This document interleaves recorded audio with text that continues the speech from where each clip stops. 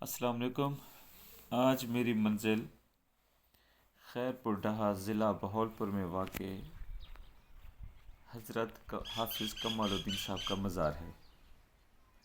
مجھے پتہ ہے کہ بہت سے لوگ مزاروں پر حاضری اور دعا مانگنے کے عمل پر معترض ہوتے ہیں۔ میں ان کی رائے کے حق کو تسلیم کرتا ہوں اور امید رکھتا ہوں کہ مزارات پر جانے کے میرے حق کو وہ بھی قبول کریں گے۔ بس ایک چھوٹا سا حوالہ پیش کرنا چاہوں گا۔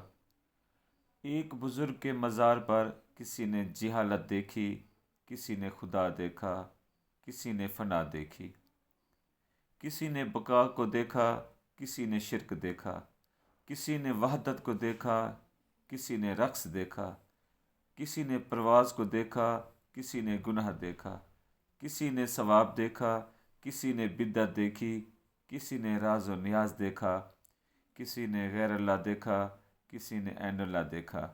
الغرض جس کا جو حال تھا اس نے وہی حال دیکھا۔ حافظ کمال صاحب کے مزار کی طرف میری کشش و عقیدت کا واقعہ بھی عجیب سا ہے۔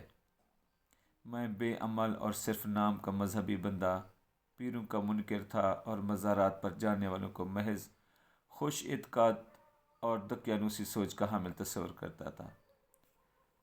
اپنے چھوٹے بھائی مختار خان کے بڑی دعاؤں، منتوں اور مرادوں کے بعد پیدا ہونے والے اکلوتے بیٹے احمد مختار کی انتہائی سیریس حالت میں ہسپتال میں داخلہ اور ممکنہ خدشات و خوف کی وجہ سے میرے دل پر رکھہ طاری تھی اور آنکھوں سے بے اختیار آنسو رواں تھے۔ میں اس وقت صبح بہادر پور سکول کی طرف بائیک پر جا رہا تھا کہ اچانک میری نظر حافظ صاحب کے مزار پر پڑی۔ لوگوں سے صاحب مزار کی عظمت و رفعت کے بارے میں سن رکھا تھا اور یہ کہ اکثر لوگ اپنی حاجات کے لیے وہاں جا کر خدائے ذوالجلال یعنی حقیقی حاجت روا سے دعا مانگتے ہیں اور اللہ پاک ان کی مشکلات دور فرما دیتا ہے۔ ڈوبتے کو تنکا کا سہارے کے مصداق میں نے بھی دور سے مزار کو دیکھتے ہوئے خالق و مالک کے ارض و سما سے احمد مختار کی سلامتی کے لیے دعائیں مانگی۔ مجھ حقیر پر تقصیر سمیت بہت سی دعاؤں کی بدولت رحیم و کریم رب العالمین نے احمد مختار کو نئی زندگی بخش دی۔ میں نے کچھ دن بعد مزار پر حاضری دی، فاتحہ پڑھی اور خالق و مالک کے کائنات کا بہت زیادہ شکر ادا کیا۔ مجھے اس دن مزار پر بہت زیادہ قلبی سکون ملا اور میں نے پھر وہاں پر چند دن بعد آنا جانا شروع کر دیا، جس کا سلسلہ ہنوز جاری و ساری ہے۔ مجھے بڑے بڑے بزرگان دین اور نامور اولیاء کرام کے مزارات پر حاضری کا موقع ملا ہے، لیکن مجھے حافظ صاحب کے مزار پر طمانینت و سکون نسبتاً بہت زیادہ ملتا ہے۔ بڑے بڑے مزارات پر یکسوئی اور استغراق نہ ملنے کی وجوہات پر بحث کو طوالت کے خوف سے فی الحال چھوڑ دیتا ہوں۔ حافظ کمال صاحب کا مزار شہر خموشاں کے تقریباً درمیان میں واقع ہے۔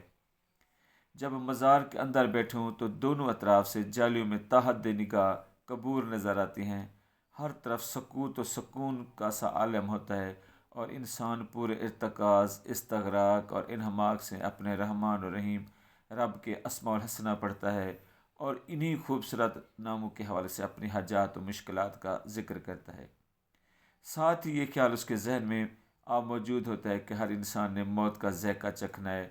خیر و بھلائی کا پیغام دینے والے عظیم لوگوں کی آخری آرام گاہ مرجع خلائق ہوتی ہے اور وہ زیر زمین رہ کر بھی بالائے زمین کے زندہ لوگوں کے دلوں میں ہمیشہ اور ہر دور میں زندہ رہتے ہیں۔ میں اکثر اوقات مزار کے گرد واقع قبرستان میں ننگے پاؤں گھومتا رہتا ہوں۔ مجھے اس سے عجیب سا قرار و سکون ملتا ہے۔ دنیا کی بے ثباتی اور ناپیداری کی حقیقت کا ادراک ہوتا ہے۔ تشنا، ناآسودہ خواہشات اور حد سے زیادہ دنیا پرستی کی وجہ سے میرا دل جو مایوس و غمزدہ سا ہوتا ہے، آہستہ آہستہ مطمئن ہونے لگ جاتا ہے کہ زندگی کا آخری انجام یہی ہے، کسی نے ہمیشہ نہیں رہنا، لہٰذا اس عارضی قیام گاہ کے لیے زیادہ فکر و غم کرنے کی ضرورت نہیں ہے۔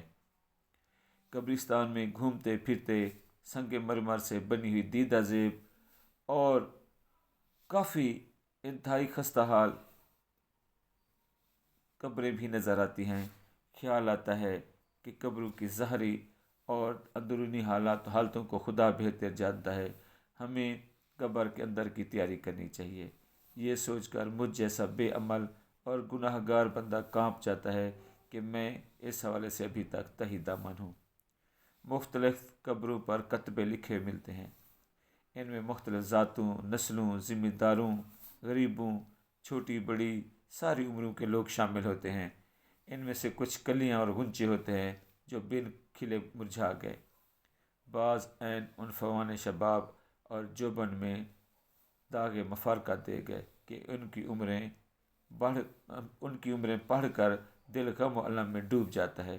کچھ بہت سن رسیدہ لوگوں کے کتبے پڑھ کر پتہ چلتا ہے کہ انہوں نے زندگی کی بہت زیادہ بہاریں اور زمانوں کے رنگ دیکھے، لیکن بالآخر انہیں بھی دنیا کو چھوڑنا پڑا کہ موت ایک اٹل حقیقت ہے اور ہر کسی کو اپنے خدائے وحد کے حضور پیش ہونا ہے۔ یہ حقیقت ہے کہ اس شہر خاموشاں کو دیکھ کر دکھ و غم کی کیفیت طاری رہتی ہے کہ انسان کتنا کم فہم اور ناسمجھ ہے کہ اس ناپائیدار زندگی کے لیے اتنا سرگرداں و پریشان رہتا ہے، دوسروں کو تکلیفیں دے کر خود کے لیے راحتیں تلاش کرتا ہے، اپنا مقصد حیات اور انجام بھول جاتا ہے، پھر اپنی حسرتوں اور ارمانوں سمیت منو مٹی تلے جو سوتا ہے۔